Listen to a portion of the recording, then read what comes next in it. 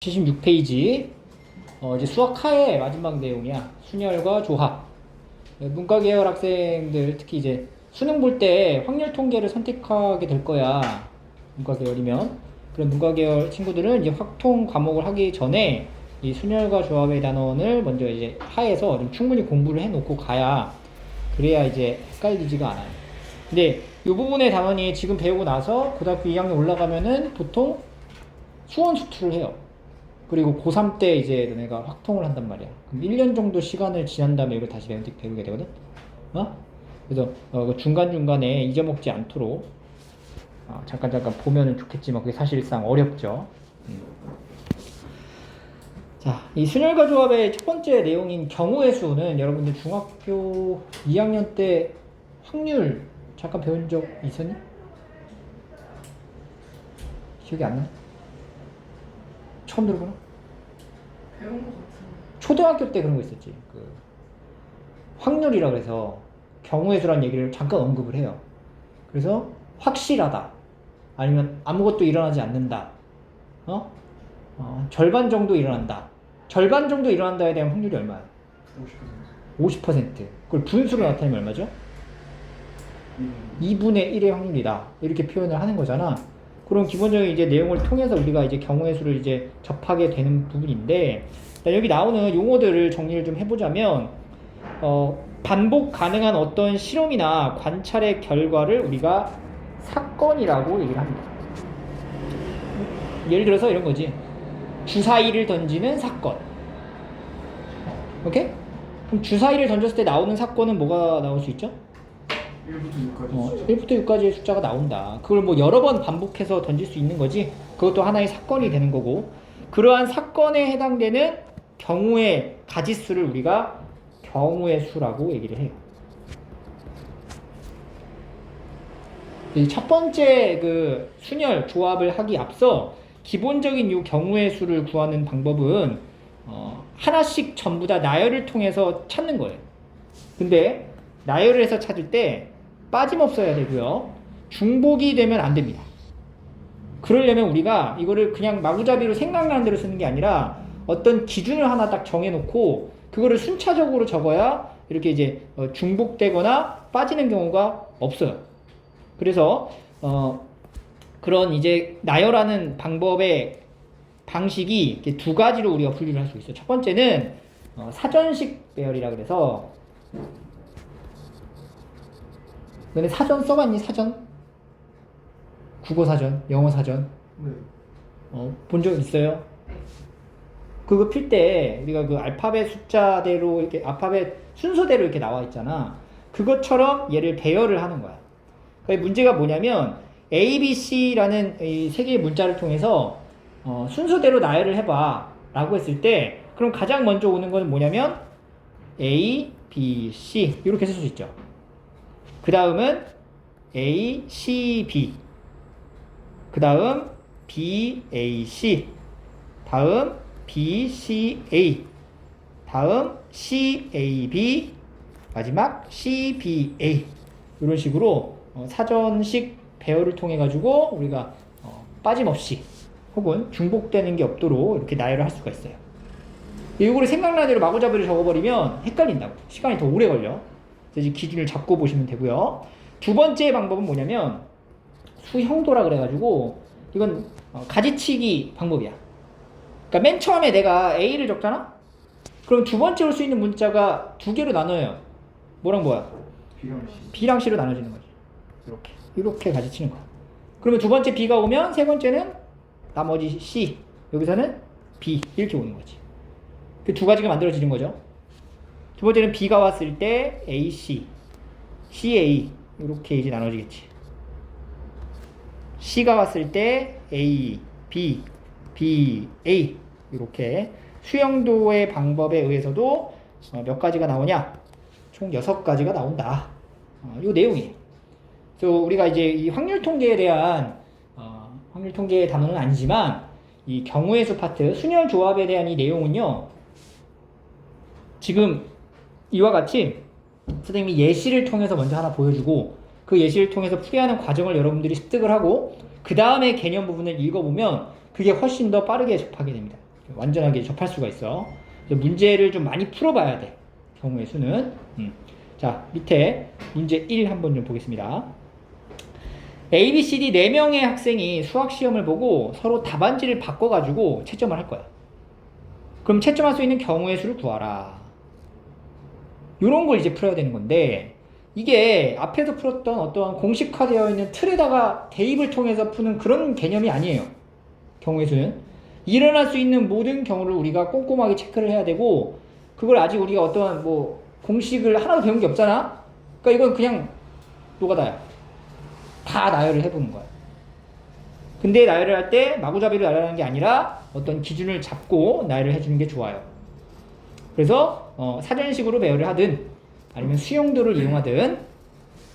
근데 얘는 이제 수용도로 이용을 할게요. 대문자 A, B, C, D라는 4명이 있어요. 얘네들의 수학시험을 바꿔서 채점을 하고 싶다는 거죠.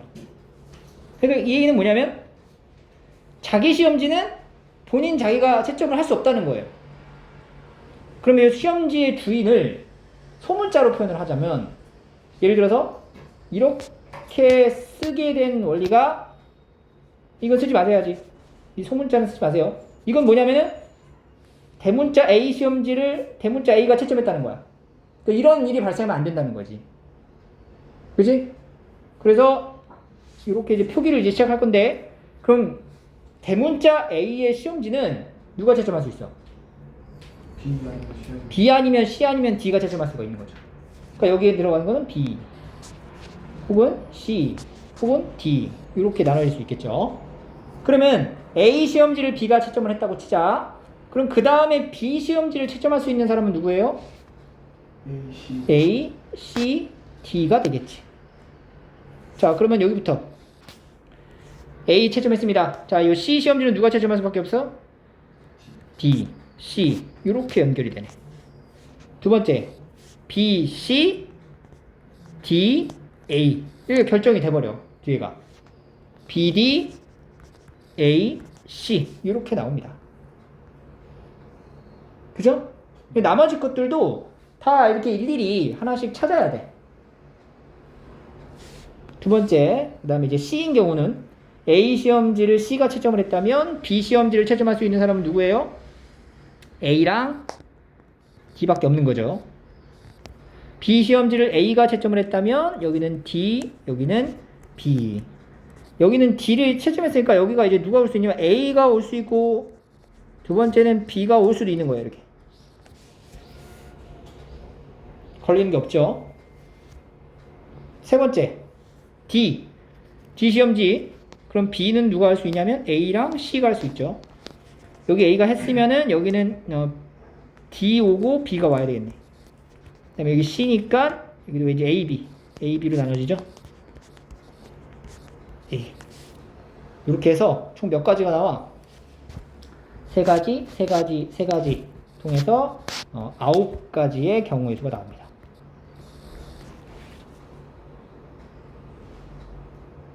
조금 귀찮을 수 있습니다. 하지만 이 경우의 수의 문제는 이 귀찮음을 극복해야 돼. 그래야 풀 수가 있어. 근데 이 문제가 얘들아, 뒤에서 우리가 순열하고 조합이라는 어떤 개념을 배우거든. 그럼 순열 조합을 배움으로써 약간 이런 일반화된 경우의 수를 구하는 공식을 알게 돼.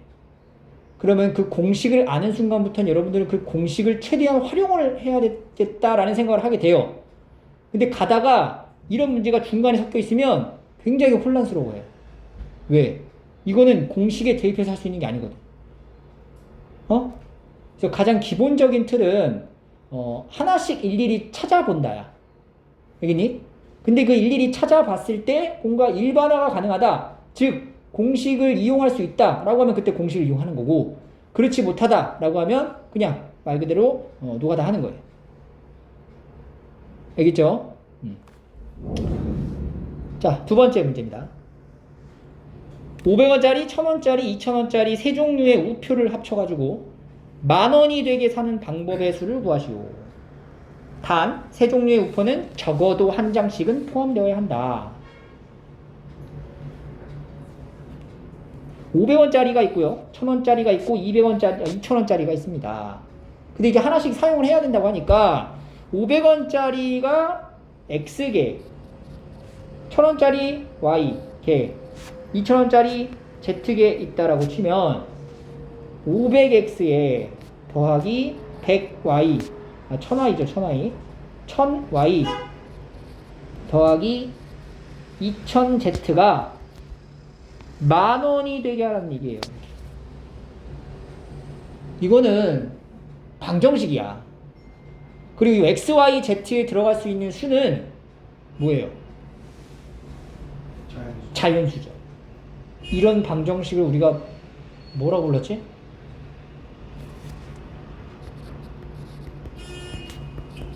기억이 나는가? 부정방정식이라고 했었죠? 그지? 우리 부정방정식 배웠을 때 하나씩 찾았잖아, 일일이. 그죠? 그래서 얘도 마찬가지로 하나씩 넣어가면서 찾아봐야 돼.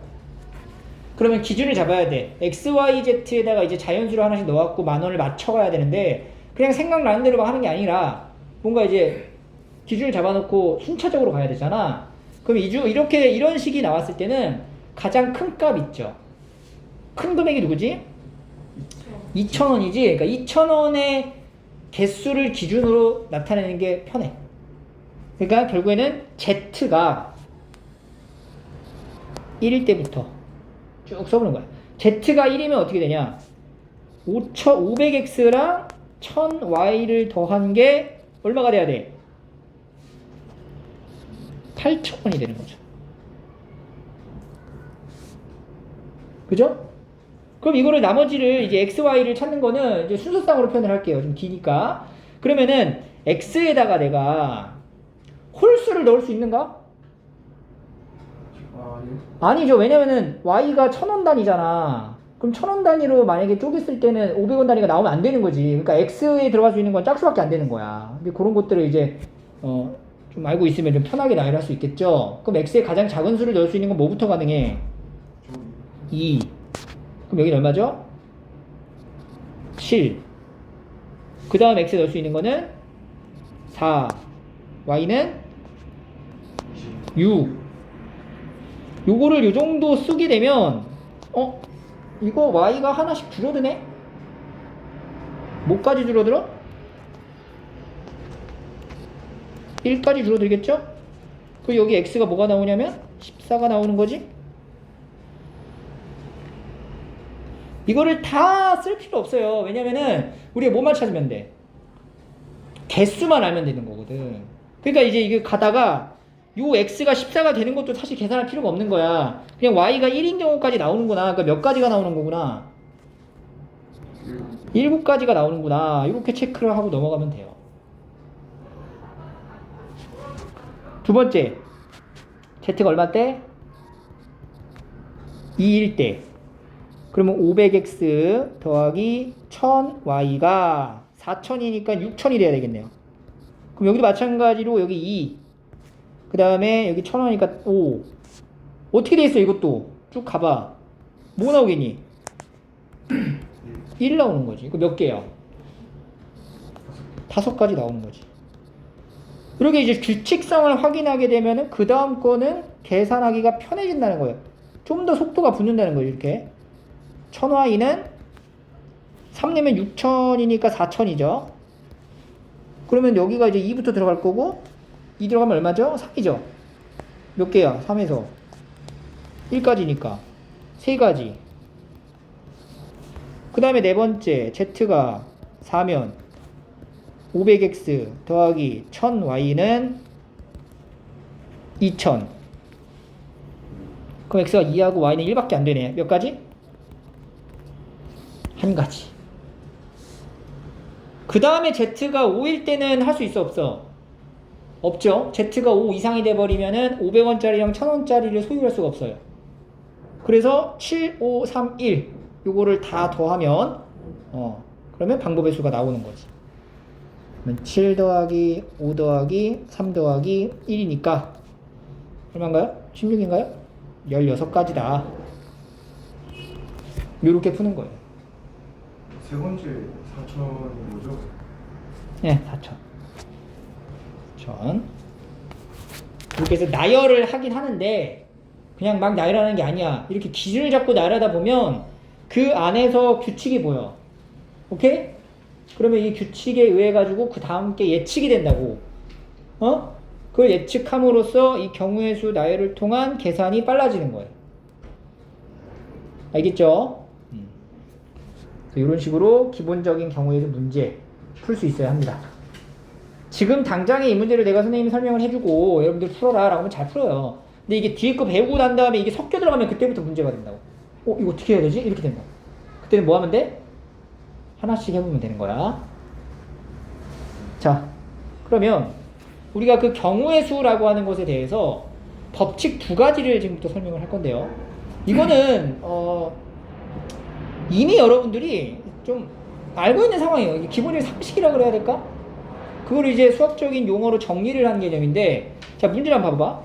서로 다른 두 개의 주사위를 동시에 던져가지고 나오는 눈의 수의 합이 3 또는 5가 되는 경우를 구하래요. 두 개를 던져. 두 개를 던져가지고 합이 3이거나 5가 됐는데. 그럼 어떻게 할 거예요, 여기서? 분류를 하겠죠.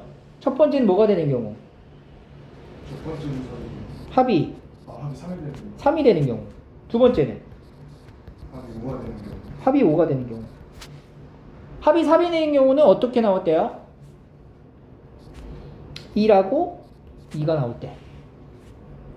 2하고 1이 나올 때. 몇 가지가 생기죠? 두 가지가 나오는 거예요. 합이 5가 나오는 경우는 1, 4, 2, 3, 3, 2, 4, 1. 네 가지가 됩니다. 그럼 이 문제에 대한 정답은 난 몇 가지라고 대답을 하죠? 6가지라고 대답을 하지. 그 6가지라고 대답을 한 것은 여기 2가지랑 여기 4가지를 합쳐서 6가지라고 대답을 한다고. 지금 각각의 분류된 과정의 결과를 우리가 뭐 했어? 더했잖아. 이게 합법칙에 의해 나오는 경우의 수야. 그러면 왜 더했니 이걸? 합이 3이어도 되고. 합이 3이 나오는 경우랑 합이 5가 나오는 경우는 애초에 완전 관련이 없잖아. 그러니까 그 경우 케이스랑 이 경우 케이스를 따로따로 구해서 더한 거야. 관련성이 없기 때문에. 그걸 우리가 이제 수학에서는 개념 정리를 하자면 두 사건 A, B가 뭔가 관련이 없죠. 연결고리가 없잖아. 그걸 우리가 동시에 일어나지 않는다라고 얘기를 해. 관련이 없다. 같은 뜻이야. 분류를 완전히 분리시켜 놓고 한다. 그런 경우에 두 사건의 경우의 수를 m과 n가지가 나온다면 우리가 사건 A 또는 사건 B가 일어나는 경우의 수를 m 플러스 n이라고 더해서 경우의 수를 구한다. 이게 바로 합법칙이에요. 그러니까 말만 법칙이라고 붙여놓고 굉장히 어렵게 만들었지만 실질적으로는 그냥 상황이 다르니까 당연히 더하는 거거든. 이해되지? 자, 그럼 두 번째는 곱법칙을 한번 볼게. 자, 봐봐. 이걸 자연스럽게 물어보면 야, A에서 C까지 갈 거야. 몇 가지야? 라고 그러면 몇 가지라고 대답해? A에서 C까지 갈 거야. 날아갈 거야?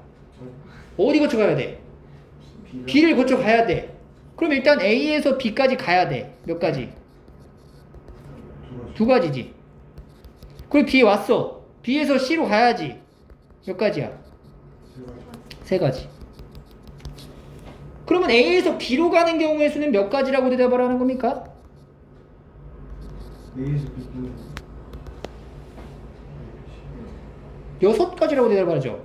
왜냐면 A에서 C까지 가려면 B를 거쳐 가야 되거든. 그러니까 B까지 왔을 때의 상황이 이건 어떻게 돼요? 연결이 된다는 거지. 그러니까 B에 어떤 방향으로 가느냐에 따라 B에서 다시 C로 가는 그 전체적인 경우의 수가 조금 상황이 달라진다는 거야. 그래서 이때는 우리가 이 두 가지의 경우를 어떻게 했어? 곱했다는 거지. 이게 곱법칙이야. 그러면 어떨 때 합을 하고 어떨 때 곱을 하냐 물어봤을 때 이 곱법칙 같은 경우에는 두 사건이 뭐가 돼 있어? 이렇게 연결이 돼 있어요. 그러니까 앞에 거에 영향을 받아야 된다는 얘기죠. 그걸 우리가 뭐라고 얘기하냐면은 동시에 일어나는 경우다.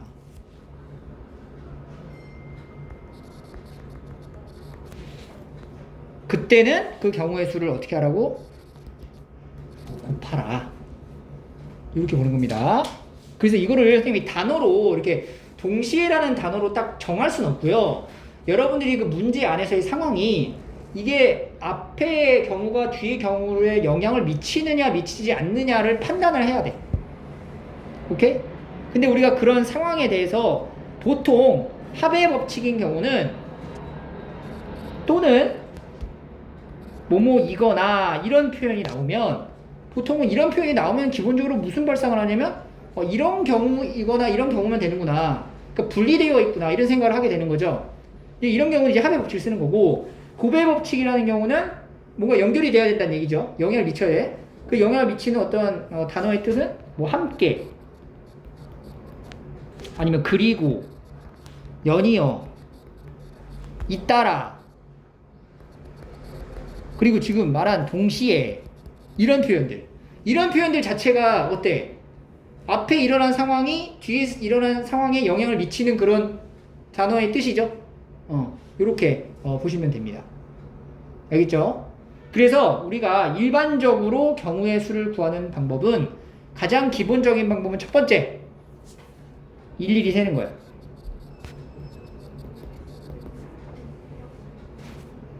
두 가지 방법이 있었죠? 사전식 배열을 하거나 혹은 수형도를 통해 가지고 일일이 세는 방법이 있어요. 오케이? 그리고 두 번째는 방금 우리가 위에서 두 가지 배웠던 법칙 합법칙 곱법칙 이런 게 있어. 오케이? 그리고 세 번째 이게 포인트죠. 사실 앞으로 우리가 배울 순열 적어 놓을게요. 일단 순열 조합이라는 개념으로 우리가 경우의 수를 찾게 되는 거예요. 이 경우의 수의 출발을 스타트를 잘 끊어야 그래야 확률 통계 단원 자체를 잘 풀 수가 있어요. 확률 통계가 어렵지 않아. 굉장히 점수 올리기 참 좋은 단원이에요, 이게. 그리고 실제로 수능에서도 지금 이 확률 통계가 시험 문제 자체가 좀 굉장히 좀 쉽게 나와. 그래서 여기서 뭔가 이제 공부를 좀 덜 소홀히 해가지고 점수를 깎이면 굉장히 억울해요. 알겠죠? 자, 그러면 뭐 문제를 유형별로 한번 딱 풀어보겠습니다. 자, 문제 1. 1에서 100까지 한 개씩 쓰여있는 100장의 카드에서 한 장을 뽑아. 그때 다음 경우의 수를 구하라. 2 또는 5의 배수가 나오는 경우. 자, 생각합니다. 그러면 100장이 있어. 100장 중에 내가 첫 번째 2의 배수 뽑아보자. 2의 배수를 뽑을 수 있는 경우의 수는 몇 가지 이게? 50가지. 그죠? 50가지입니다. 그 다음에 이제 뭘 뽑아? 5의 배수를 뽑아. 몇 가지? 20가지. 여기서 끝나면 안 되죠. 그렇지. 2의 배수 뽑았고 5의 배수 뽑다 보면 뭐가 있어? 둘 다 아닌 거. 둘 다 아닌 거? 아, 둘이 겹쳐지는 거. 둘이 겹쳐지는 걸 내가 지금 두 번 뽑은 거야. 그러면 안 되죠? 그게 겹쳐지는 수가 뭐야, 바로? 10의 배수가 되는 거죠. 10의 배수가 몇 가지? 10가지. 그러면 이 경우의 수는 우리가 어떻게 계산을 해야 될까? 1, 2번 합하고 50 더하기 20을 하고 10을 한 번 빼는 거죠. 60까지가 나와요. 근데 이 계산이 가만 보니까 우리가 앞에서 뭐랑 똑같아? 합집합의 원소의 개수 구하는 공식하고 똑같죠? 그죠? N A 합 B는 NA에다가 NB를 더하고 NA 교비를 빼잖아. 이 표현하고 같은 거야. 그래서 이걸 통해서 나중에 우리가 이걸 확률까지 연결을 해요. 그쵸? 두 번째, 12 또는 13의 배수가 나오는 경우. 12배수부터 한번 찾아볼까요? 12의 배수는 몇 개가 나옵니까? 이거 나눠보면 되죠? 100을. 그러면 8 곱하면 96인가? 그러면 8가지 나오네, 8가지. 그 다음에 이제 13의 배수를 찾아봐, 13의 배수. 37에 22, 91. 오케이, 7가지. 그리고 생각해야 돼. 12의 배수랑 13의 배수의 공통된 배수가, 즉 공배수가 100 안에 있어야 되는 건데, 있어요? 없죠? 그러니까 여기는 공통된 게 그냥 없는 거야. 그래서 몇 가지가 돼? 8 더하기 7 해가지고 15가지가 됩니다. 됐죠? 자, 1, 2번 충분히 할 수 있을 거예요. 그럼 문제는 3번 같은 게 나옵니다. 3번 볼게요. 100과 서로 소인수. 서로소가 뭐야? 1이랑 보는 것. 최대 공약수가 1인 두 수를 서로소라고 얘기를 하죠. 그지? 맞죠? 그러면 100이랑 최대 공약수가 1밖에 없는 수를 찾아야 되는 거야. 100하고 서로소니까 100이랑 최대 공약수가 1인 수를 찾아야 돼요. 그럼 그거를 우리가 어떻게 생각해? 1부터 100까지 하나씩 다 찾을 건가? 그런 발상을 갖고는 이 확률 경우의 수를 못해요. 역발상을 해야 돼. 아, 그러면 서로소가 아닌 수를 빼면 되지 않을까? 그럼 서로소가 아닌 수라고 하는 거는 무슨 얘기냐? 100이라는 숫자는 우리가 소인수 분해하면 2제곱 곱하기 5제곱인 거야. 그러면 100은 2의 배수인 수랑은 서로소가 아닌 거야. 오케이? 5의 배수인 수랑도 서로소가 아닌 거야. 그러니까 내가 지금 어떻게 하자고 그랬어, 우리가? 최초로 계획을 세웠던 건? 전체에서 서로소가 아닌 걸 빼자고 그랬잖아. 그러니까 서로소가 아닌 것은 그럼 뭘 찾으면 돼? 2와 1수 2의 배수 또는 5의 배수를 빼면 되는 거야. 오케이? 전체 몇 가지? 100에서 2의 배수 혹은 5의 배수인 건 아까 1번에서 구해놨잖아요, 우리가. 거기다 두 번 빼주는 것도. 몇 가지? 60가지. 2의 배수이거나 5의 배수인 거 60가지. 빼면은 40가지가 나오는데. 40개.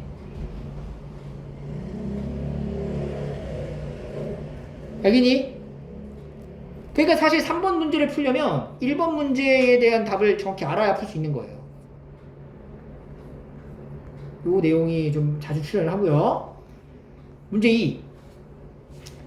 다음 다항식을 전개했을 때 항의 개수를 구하래. 여기서 말하는 항이라는 것은요, 그 동류항은 제외하는 거죠. 다 달라지는 항이 몇 개 나오냐 이런 얘기야. 그럼 이 식을 쫙 봐봐, 훑어봐봐. 이걸 전개했을 때 동류항 발생할 수 있나? 없는 거지. 그러면 앞에부터 생각해보자. 자, 여기랑 얘랑 곱했어. 앞에 지금 항수가 몇 개 있어요? 2개 있죠. 뒤에 몇 개 있어요? 2개 있죠. 이거 전개하면 몇 개 나올까? 4개 나오죠. 4개 항 나오잖아. 여기 앞에 항 몇 개 있어? 뒤에 몇 개 있어? 2개 있지? 6개 항 나오는 거야. 그러면 총 몇 개 항이 만들어지는 거야? 그렇지. 여기 또 이렇게 썼다고 여기 빼기 있다고 또 4 빼기 6을 하거나 그러지 않겠죠? 제발 그런 짓은 하지 맙시다, 진짜. 경우의 수는 무조건 답이 어떻게 나와야 돼? 자연수로 나와야 됩니다. 자, 문제 3. 또 이제 많이 이제 출제가 되는 약수의 문제인데, 여기는 살짝 좀 난이도가 있는데 보세요. 자, 우리 약수 개수 공식이 있어요. 소인수 분해를 한 다음에 지수에다가 각 지수의 값에 1을 더한 걸 곱한 게 바로 약수의 개수가 되는 거지. 그래서 360을 소인수 분해를 해. 180, 90, 45, 35, 3, 5니까 360은 2의 세제곱 곱하기 3제곱 곱하기 5예요. 그러면 약수의 개수는 각각의 지수에다가 1을 더한 거, 지수에다가 1을 더한 거, 지수에다가 1을 더한 거, 이걸 계산하는 거죠. 지금 각각의 지수를 보는 거는 지금 요거 얘기하는 거예요. 요거. 여기는 아무것도 안 쓰이는 건 1이 있는 거지, 이렇게? 그래서 약수의 개수는 4 곱하기 3 곱하기 2니까 24개다. 이렇게 약수의 개수는 우리가 중학교 1학년 때 했었던 내용이고요. 두 번째, 이 약수의 총합을 구하래.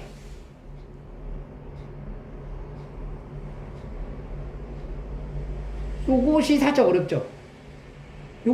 어렵죠? 자, 요거 선생님이 정리를 딱 해줄게.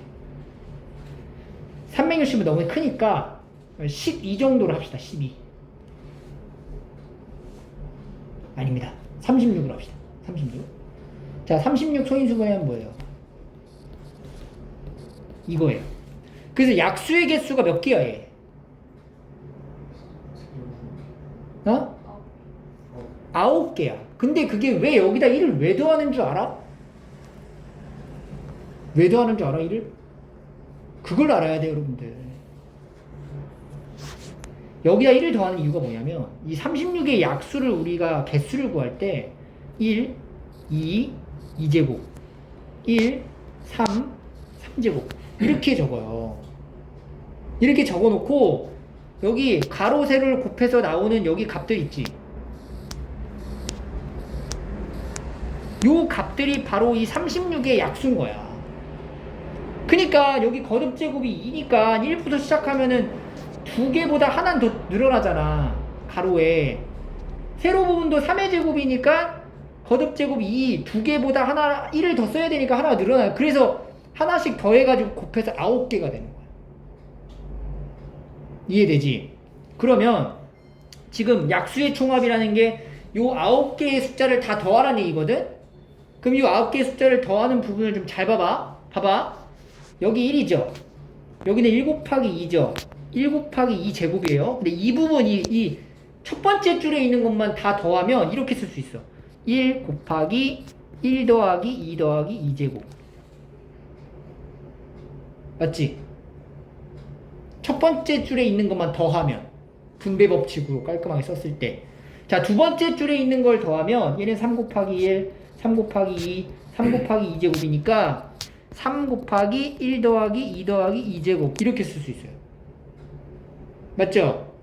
세 번째 줄 3제곱 곱하기 1, 3제곱 곱하기 2, 3제곱 곱하기 3, 2제곱이니까 얘도 3제곱 곱하기 1 더하기 2 더하기 2제곱 이렇게 쓸 수 있어.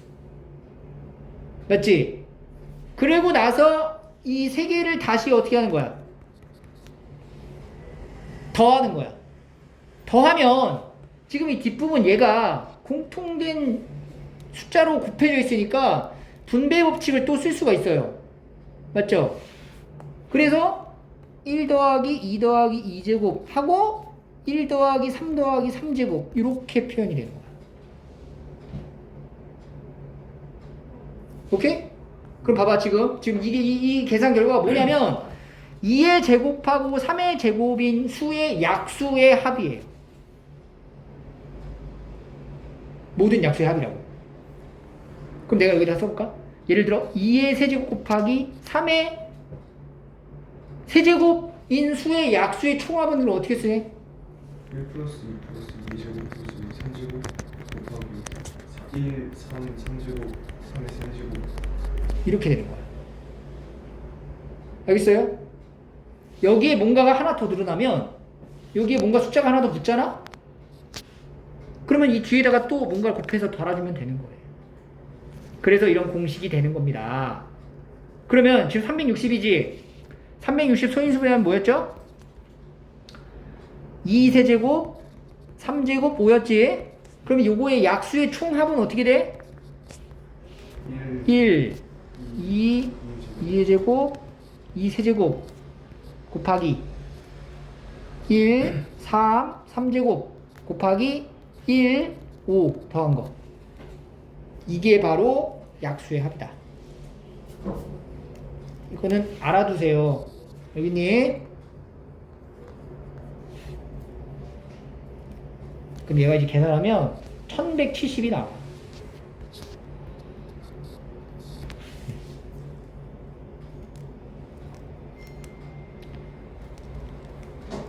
됐지? 자, 그 다음에 세 번째 360의 양의 약수 중 2의 배수의 개수를 구하라. 양의 약수 중 2의 배수의 개수를 구하라. 어떻게 할까? 굳이 그대로 받아들이면 안 돼. 항상 발상을 뒤집을 줄 알아야 된다고. 어떻게 할래? 이 양의 약수 중 2의 배수가 아닌 걸 뭐 하면 돼? 빼면 되는 거야. 전체에서 2의 배수가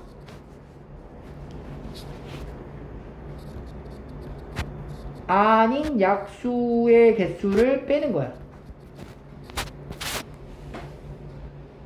전체가 24개였죠. 그죠? 전체는 24개입니다. 약수의 개수가 전체 24개에서 빼는 거예요. 뭘 뺄 거냐면 약수의 개수 중에서 2의 배수가 아닌 거를 빼겠다는 건데, 그럼 약수의 개수 중에서 2의 배수가 아닌 게 지금 뭐냐면, 자, 우리가 360을 소인수분 했을 때 2의 세제곱 곱하기 3의 제곱 곱하기 5가 나왔잖아. 그럼 여기서 나오는 이 수들의 소인수들은 전부 다 약수라고 취급을 되는 거야. 그러니까 이게 이제 개수가 1씩 더해가지고 24개가 나오는 상황에서 2의 배수가 아니라는 것은 이 곱해져 있는 수 중에 2의 거듭 제곱이 빠져 있으면 된다는 거지. 예를 들어, 그러니까 3 이런 거. 3은 여기에 포함되어 있는 거지. 또 5 이런 거. 3제곱 이런 거. 3 곱하기 5 이런 거. 이런 것들의 개수를 빼면 된다는 거야. 그 얘기는 뭐냐면 결국에는 여기 이 360의 소인수 분해한 계산 결과 안에서 이 짝수 부분을 제외한 홀수로 연결된 이 숫자의 약수의 개수가 바로 2의 배수가 아닌 약수의 개수가 된다는 거지. 몇 개죠 그러면? 2 더하기 1에다가 1 더하기 1하니까 6개가 홀수의 소인수라는 얘기. 홀수. 약수 중 홀수라는 얘기지. 그래서 빼기 6을 한다. 18개. 요렇게 나옵니다. 알겠죠? 그 다음에 이제 공약수 개수 구하는 거는 우리가 이것도 이제 중1 때 과정을 좀 비교해서 합니다. 자, 이 공약수의 특징이 뭐야? 두 수의 공약수는 두 수의 최대 공약수의 약수와 같다입니다. 초등학교 5학년 때 배우는 거예요.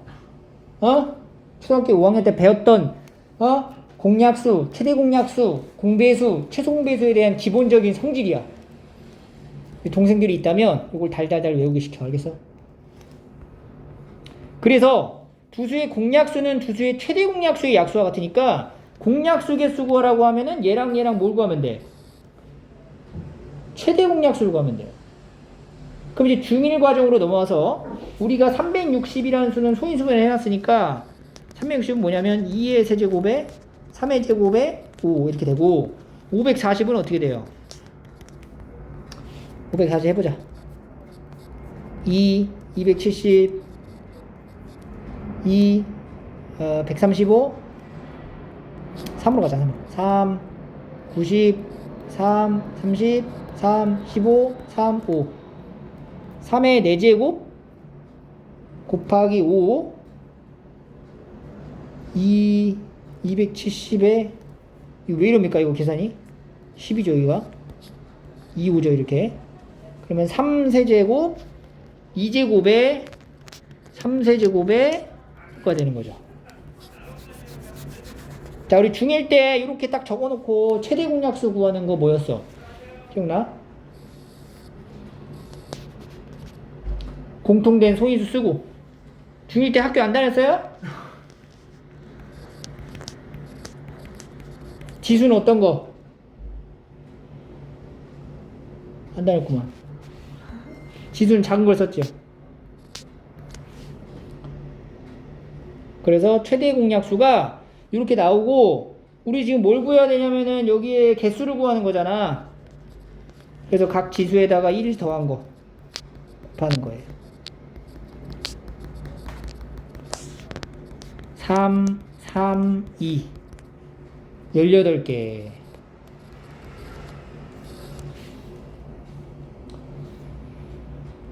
혹시나 해서 사실 4번 문제는 잘 출제가 거의 안 돼요. 물어보지는 않는데 혹시나 이걸 알고 있어야 풀 수 있는 문제가 간혹 있기 때문에 우리가 이 문제를 풀어봄으로써 지난 이제 중학교 때 배웠던 내용을 한번 정리한다 라는 정도로 가져가시면 됩니다. 됐죠? 자, 이제 다 왔어요.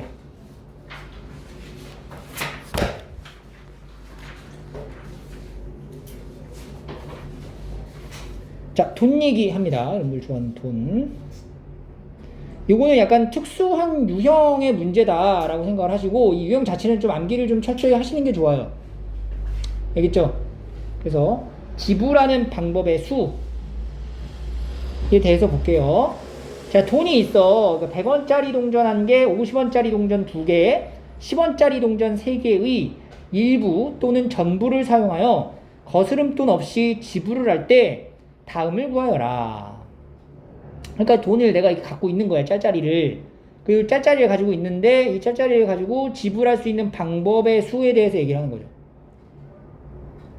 그러니까 현우가 이만큼 갖고 있어. 이걸 혜인이한테 줄 거야. 어떻게 줄 거냐고. 그 어떻게 줄 수 있는 경우에 좀 다 구하라고. 뭐 예를 들어서 10원짜리 2개를 던져줘. 그것도 한 가지지. 아니면 50원짜리 하나만 줘. 그것도 한 가지지. 그런 경우가 총 몇 가지냐. 이런 거예요. 그 이제 현우가 가지고 있는 게 100원짜리가 몇 개야? 한 개가 있기 때문에 난 이렇게 생각할 수 있어요. 그러면 한 개가 있다는 얘기는 내가 100원짜리를 줄까 말까 이렇게 결정할 수 있죠. 100원짜리를 줄까 말까, 0개 줄까 1개 줄까 이렇게 선택할 수 있다고. 그래서 100원짜리 옆에다 0 그리고 하나 주면 100 이렇게 적자고. 50원짜리는 줄까 말까 줄까 말까, 하나 줄까 2개 줄까, 이거 다 선택할 수 있지. 이거 처음에 0 50원 2개 모여서 100 만들 수 있는 거야. 10원짜리 3개 있죠. 0 10원 20원 30원까지 줄 수 있다는 거지. 그러니까 100원짜리 가지고 내가 줄 수 있는 가지수는 몇 가지라는 얘기야. 두 가지지. 100원짜리만 갖고 50원짜리는 세 가지의 경우를 만들 수 있다는 거야. 10원짜리는 네 가지가 나오는 거지. 자, 이거를요 지금 어떻게 주면 100원짜리를 줄까 말까 결정하고, 100원짜리 준 다음에 50원짜리 줄까 말까 결정하고, 10원짜리 준 다음에 줄까 말까 결정하는 거죠. 이게 지금 어떻게 일어나는 거지? 동시에 연이어 잇따라 일어나는 상황이지 이게. 그래서 여기 나와 있는 이 수를 다 어떻게 하는 거야? 곱하는 거야. 그래서 곱법칙을 쓴다는 거지.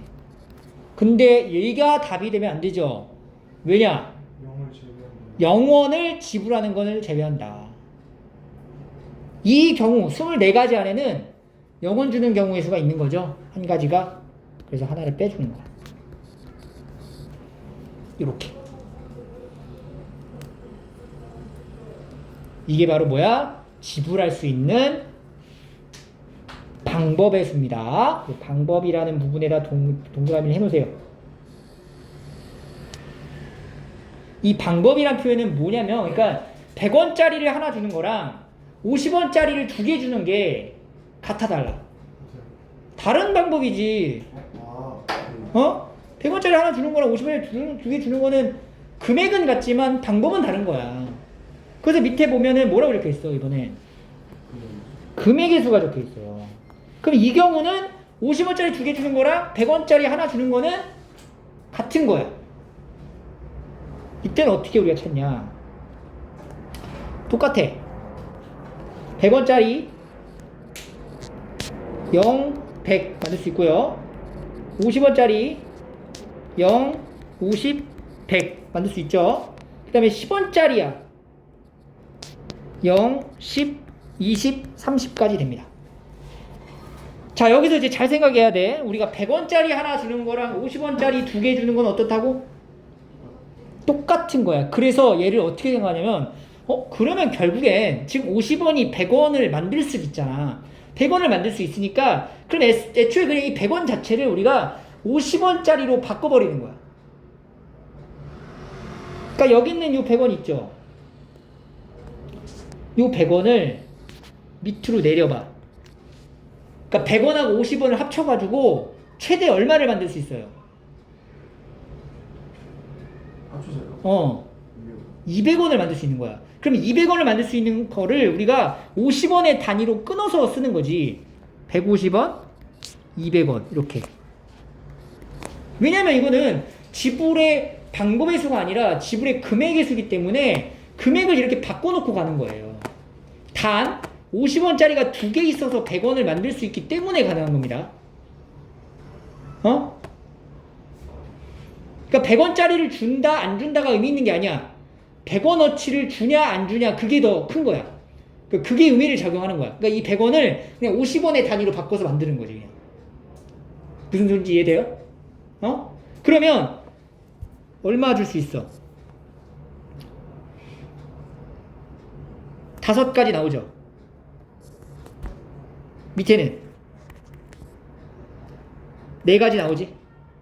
그러면 금액의 수니까 이 5가지 4가지를 곱해.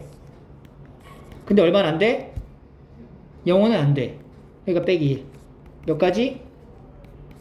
19가지가 되는 겁니다. 이게 바로 지불 방법의 수랑 지불 금액의 수의 차이입니다. 알겠어요? 자, 문제 2 보이지? 요건 한번 직접 풀어볼게요. 자, 풀어봤죠? 자, 일단 쓸게요. 100원짜리 2개. 100원짜리는 0, 100원, 200원 만들 수 있고요. 50원짜리는 4개 있어요. 0, 50원, 100원, 150원, 200원. 그 다음에 10원짜리는 3개. 그래서 이제 첫 번째, 방법의 수. 방법의 수. 그 방법의 수 같은 경우에는, 몇 가지 남아요, 여기가? 3가지. 5가지, 4가지니까 3 곱하기 5 곱하기 4에서 0원을 지불하는 건 제외하니까 빼기 1 하는 거죠. 그래서 몇 가지야? 59가지가 나옵니다. 방법. 됐죠? 그 다음에 이제 금액의 수 찾아야 돼요. 금액의 수. 자, 금액의 수는 어떻게 하라 그랬냐면은 100원과 50원과 10원을 봅니다. 자, 100원, 50원 같아지는 부분이 있어. 분명히. 그지? 그러니까 50원 2개로 100원을 만들 수 있다는 얘기야. 개수가 충분하니까. 그럼 이때는 어떻게 하라고? 여기 있는 요 100원을 이쪽 50원으로 다 내리는 거죠. 그러니까 50원하고 100원하고 만들 수 있는 최대 금액이 얼마예요? 400원이야. 그러니까 이게 50원짜리로 400원까지 만들 수 있다라고 생각을 하면 돼. 그냥 250, 300, 350, 400 이렇게. 그래서 100원짜리 없다 생각하고 50원짜리로 400원까지 만들 수 있다라고 생각을 한 다음에 방법의 수로 생각하면 된다는 거예요. 50원짜리 몇 개, 그럼 몇 가지인 거야 이게? 9가지. 여기는 4가지. 그래서 금액의 수. 금액의 수는 9 곱하기 4에서 하나 빼가지고 얼마? 35가지가 된다. 이렇게 방법의 수, 금액의 수 나눠서 보시면 됩니다. 됐죠?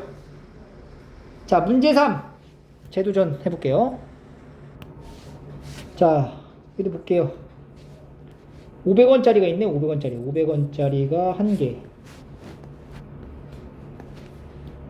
500원짜리 한 개니까 0하고 500.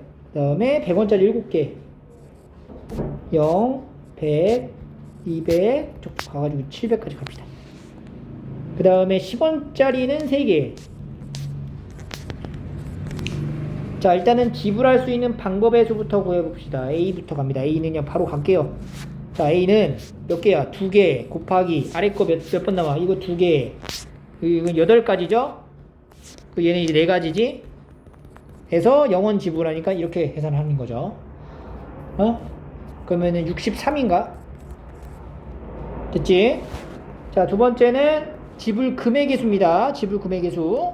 비교할 거야. 이제 지불 금액에서 확인해야 돼. 자, 500원짜리 하나가 있는데 100원짜리로 500원짜리 만들 수 있어, 없어? 있지? 그럼 500원 밑으로 내리는 거지. 그럼 여기 있는 500원 단위를 100원으로 바꿔서 내리면은 500원, 100원 합상 금액 얼마? 1200원까지 가는 거야. 그죠? 그럼 1200원까지 나온다는 얘기는 몇 가지가 나오는 거예요? 13가지. 그리고 10원짜리 몇 가지? 4가지. 그리고 0원 빼는 거 제외. 빼기 1. 얼마야? 50. 1이죠. 두 개 더하면 114죠. B에서 1을 빼야 되는데 더했어요. 계산 실수 정신 차리고 알겠죠? 이렇게 우리가 경우의 수에 대한 내용을 보시면 되겠습니다.